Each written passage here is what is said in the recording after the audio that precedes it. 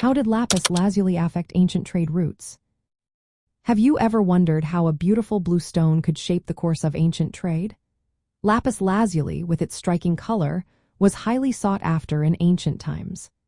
This semi-precious stone was primarily mined in what is now Afghanistan, specifically from the Sar-e-Sang mines. Its rich blue hue made it a favorite for jewelry, religious artifacts, and even as a pigment in art. The demand for lapis lazuli was immense, especially in places like Mesopotamia, Egypt, and the Indus Valley civilizations. Now, let's talk about how this demand influenced trade routes. Since lapis lazuli was not found in many regions, extensive trade networks developed to transport it from its source to various markets. The earliest trade routes for this stone date back to around the 7th millennium before Christ. These routes connected Afghanistan with the Indus Valley and extended westward to Mesopotamia and Egypt. Archaeological findings reveal at least 3 main trade routes for lapis lazuli. The first was a northern route that passed through Iran and into Mesopotamia. Here, the stone was highly valued for temple decoration and personal adornment. The second was a southern route that linked the mines to cities in southern Mesopotamia, eventually reaching Egypt and Syria. The exact path of this route is less clear, but it played a vital role in the trade of lapis lazuli.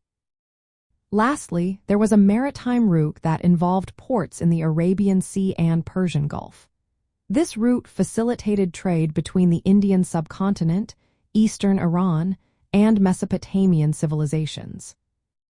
These trade routes were interconnected, forming a complex network that allowed lapis lazuli to reach various cultural centers. Control over these routes was economically significant. Rulers in Mesopotamia, like Kings Manishtusu and Sargon Roman II, aimed to monopolize trade in key regions along these routes.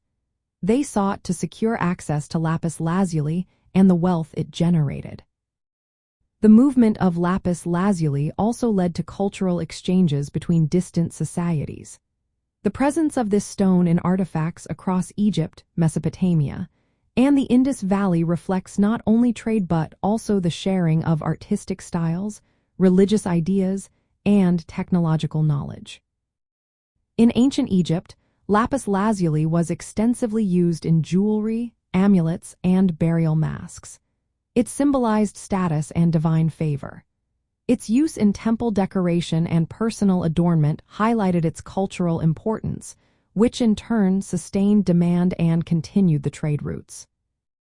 In summary, lapis lazuli significantly influenced ancient trade by acting as a highly prized commodity that connected distant regions through complex land and maritime routes. Its trade shaped economic control, cultural exchange, and artistic development across several ancient civilizations. This beautiful blue stone was more than just a gem. It was a catalyst for long-distance interaction in the ancient world.